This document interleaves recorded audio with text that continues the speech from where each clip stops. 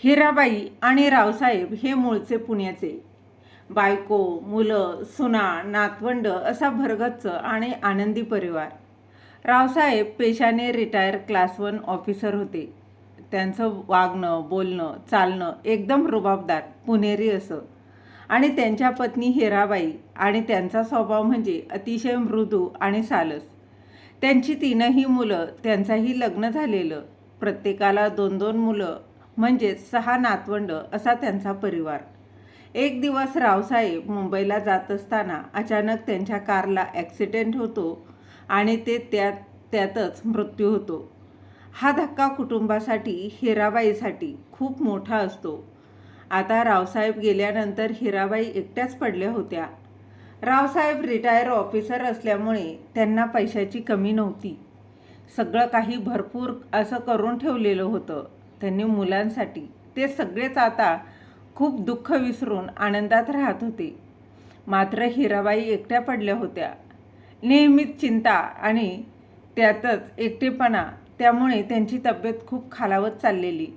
असेच एक दिवस हिराबाईंना पॅरालिसिसचा अटॅक आला आणि म्हणून त्यांना हॉस्पिटलमध्ये ॲडमिट करण्यात आलं.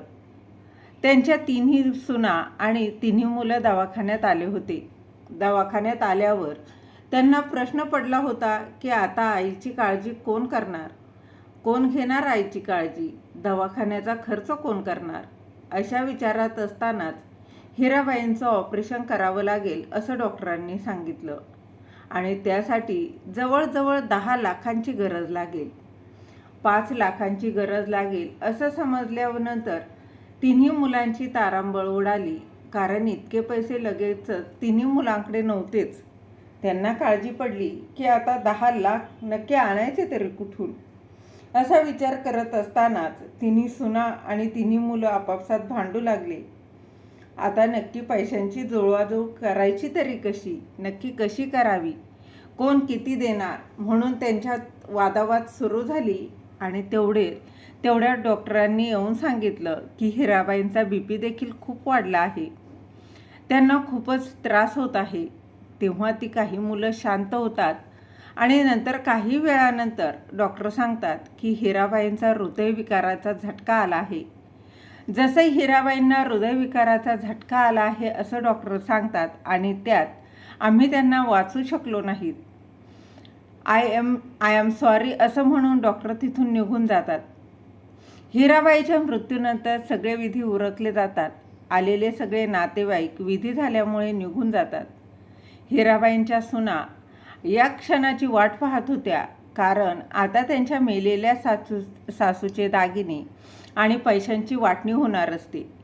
हिराबाईचा सर्वात मोठा मुलगा तो म्हणतो, आई आमच्या घरी राहायची, तिच्या कपाटात आम्हाला तिचे हे दागिने आणि काही रोख रक्कम मिळाली आहे.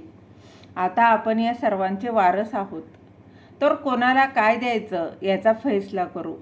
मधला मुलगा उभा राहतो आणि म्हणतो, रोख पैसे काही जास्त नाही आहेत, तर ते दादाने त्याच्याकडे राहू दिले तरी देखील चालतील, परंतु सोन्याच्या दागिन्यांचा निर्णय हा घ्यावा लागेल.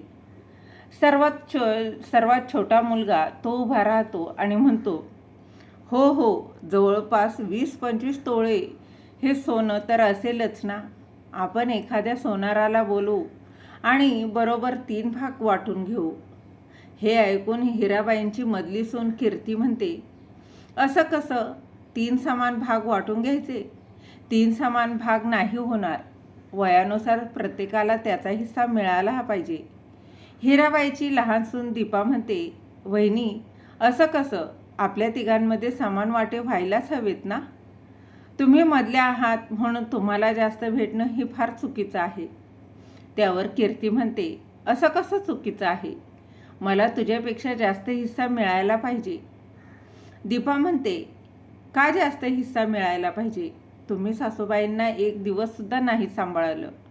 त्या नेहमी म्हणायच्या मला, माझ्या मधल्या मुलाकडे जायचंय, तर तुम्ही नेहमी म्हणायच्या नाही, इथे नको, इथे राहायला जागा नाही आहे, आम्ही दोघे नोकरीला जातो, घरी कोणी राहत नाही, असं म्हणून त्यांना तुमच्या घरी तुम्ही कधी येऊ दिलं नाही.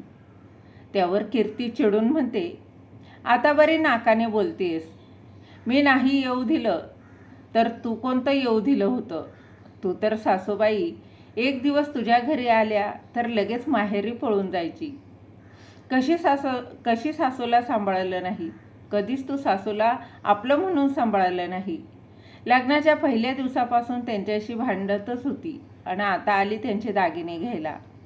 त्यावर दीपा म्हणते, वहिनी, जर असाच हिशोब लावायचा असेल तर मग सासूबाईंचे सगळे दागिने आपल्या मोठ्या जाऊबाई म्हणजे गौरीताईंनाच मिळायला पाहिजेत. कारण सासूबाई त्यांच्याकडेच राहायच्या आणि त्यांनी सासूबाईंना शेवटपर्यंत सांभाळले. जर मला कमी मिळत असेल तर मग मला काही नकोय, पण मी तुम्हालाही मिळवू देणार नाही. सगळं मोठ्या जाऊबाईंनाच मिळेल. हिराबाईची सर्वात मोठी सून गौरी म्हणते, नाही कीर्ती आणि दीपा, मला आईचे सगळे दागिने नकोय. तुम्ही सगळे मिळून निर्णय घ्या आणि वाटणी करा, पण भांडणं करू नका. जोपर्यंत आई होत्या त्या कुठे राहतील, कशा राहतील यावरून खूप वाद झाले आणि आता त्या गेल्यानंतर त्यांच्या दागिन्यावरून वाद होतोय. हे त्यांना नाही आवडणार. त्यांचा आत्मा दुखावला जाईल. कीर्ती चिडून म्हणते, वा वहिनी वा, मला तर माहीत होतं तुम्ही या दीपाची बाजू घेणार, कारण ती तुमच्या नात्यातली आहे ना. मला मान्य आहे तुम्ही सासूबाईंना शेवटपर्यंत सांभाळलं, परंतु कोणी किती सांभाळलं यावरून निर्णय नाही घेता येत. आपण तिघीही त्यांच्या सुना आहोत आणि आपल्या वयानुसार मानानुसार त्या दागिन्यांवर हक्क असायला हवा. हिराबाईच्या दागिन्यांवरून या तिन्ही सुनांमध्ये चांगलीच खडाजंगी रंगते. कोणाला दागिने मिळणार आणि किती मिळणार? हिराबाईच्या दागिन्यांची कशी वाटणी होणार यावरून कोणताही निर्णय होत नाही. ताराबाईची तीनही मुलं हा निर्णय पूर्णपणे बायकांवर सोपवतात, कारण त्यांना माहीत असतं ते काही बोलले तर उरलेलं आयुष्य त्यांना रोज कटकट सहन करावी लागेल. हा गोंधळ सुरू असतो आणि तेवढ्यात वकील साहेब तेथे पोहोचतात आणि म्हणतात, शांत व्हा सगळी. मला माहीतच होतं की सगळे विधी झाल्यानंतर तुमच्या घरात चांगलाच गोंधळ होईल, भांडणं होतील. तर हिरावहिनीने तर मला आधीच सांगून ठेवलं होतं. गौरी विचारते, सासूबाईंनी तुम्हाला काय सांगितलं होतं? तर वकील साहेब म्हणतात, मी तुमच्या सासऱ्यांना जवळचा मित्र होतो, त्यामुळे हिरावहिनींनी त्यांचं मृत्यूपत्र आधी माझ्याकडे तयार करून ठेवले. त्यांच्याकडे कोणतीही स्थावर मालमत्ता तर नव्हती, परंतु सोन्याचे दागिने होते. त्यांच्या मृत्यूनंतर या दागिन्यांवरून चांगलाच वाद होईल हे त्यांना चांगलं माहीत होतं आणि म्हणून हे दागिने कोणाला कसे द्यायचे याबद्दल त्यांनी एक पत्र माझ्याकडे ठेवलं होतं. म्हणून हे दागिने कोणाला कसे द्यायचे याबद्दलच त्यांनी एक पत्र माझ्याकडे ठेवलं होतं आणि त्यानुसार या दागिन्यांची वाटणी होणार. कीर्ती विचारते, वकील साहेब, सासूबाईंनी तुमच्याकडं मृत्यूपत्र करून ठेवलं होतं का? आणि त्यात आम्हाला काय मिळणार? नक्कीच मला जास्त दिलं असेल, कारण आमचे हे त्यांचे फार लाडके होते ना. त्यावर दीपा म्हणते, असं कसं? तुमचे हे नाही तर आमचे हे सासूबाईंचे फार लाडके होते. नक्कीच मला सर्वात जास्त दागिने द्यायचं ठरवलं असेल त्यांनी. वकील साहेब म्हणतात, शांत राहा सगळे. आता मी त्यांनी लिहिलेलं पत्र वाचवून दाखवतो. त्यात जे सांगितले तशीच वाटणी होणार. तुमची इच्छा असेल तर तुम्ही त्याविरुद्ध कोर्टात जाऊ शकता, परंतु आता इथे कोणताही गोंधळ घालू नका. सगळे अगदी गप्प बसतात. वकील साहेब हिराबाईंनी लिहिलेलं शेवटचं पत्र वाचू लागतात. यात हिराबाईंनी लिहिलेलं असतं की, बाळांनो, तुम्ही माझं पत्र ऐकताय याचाच अर्थ मी हे जग सोडून गेले आणि वकील साहेब तुम्हाला हे पत्र ऐकवत आहे. सर्वात आधी तर तुम्हाला सांगायचं आहे की दुःखी काही होऊ नका आणि रडू नका, परंतु मला माहिती आहे तुम्हाला जास्त दुःखी झालेलं नसणार. म्हाताऱ्या माणसासाठी आणि तेही सासूसाठी कोण दुःखी होतं? माझ्या मुलांना थोडंफार दुःख असेल तर बाळांनो, आनंदी राहा, सुखी जगा, काळजी करू नका. तुमचे बाबा गेल्यानंतर मला जगणं खूप अवघड झालं होतं, परंतु मी कसेबसे दिवस काढले. माझा मोठा मुलगा आणि सून यांनी माझा चांगला सांभाळ केला. माझ्या बाकीच्या 2 मुलांकडेही जाऊन राहण्याची माझी इच्छा होती, पण तेथे मी नाही राहू शकले, कारण त्यांचं कारणही तसंच होतं. कारण तर तुम्हाला माहीतच आहे, हे ऐकून कीर्ती आणि दीपा या दोघी मानाखाली घालतात. कीर्ती मनात विचार करते, म्हातारी मेली तरी टोमणे द्यायला काही सोडलं नाही. हिराबाईंनी पुढे लिहिलेलं असतं, मला माहिती आहे की माझी मधली सून म्हणत असेल म्हातारी मेली तरी टोमणे मारते, म्हणून अजून काही बोलणार नाही. फक्त तुम्ही ज्या विषयावरून भांडत असाल त्याबद्दलच सांगते. माझे 50 तोळ्याचे दागिने आहेत, ते कोणाला मिळतील यावरून तुम्ही तिघी भांडताय. तुम्हाला खरं सांगायचं तर माझ्या या दागिन्यांवर तुमच्या तिघींचा हक्क आहे. तुमच्या तिघीत ते समान वाटून घ्यावे अशी माझी इच्छा होती, कारण आई कधीही आपल्या लेकरांमध्ये भेदभाव करत नाही. परंतु तुमच्या तिघींचं वागणंच असं होतं की सर्वांनाच हे दागिने देणं मला पटतच नाही. तर तुम्हाला असं वाटतं की सासूबाई मेल्यानंतर बदला घेताय, परंतु असं नाही आहे. मला कोणाचाही बदला घ्यायचा नाही.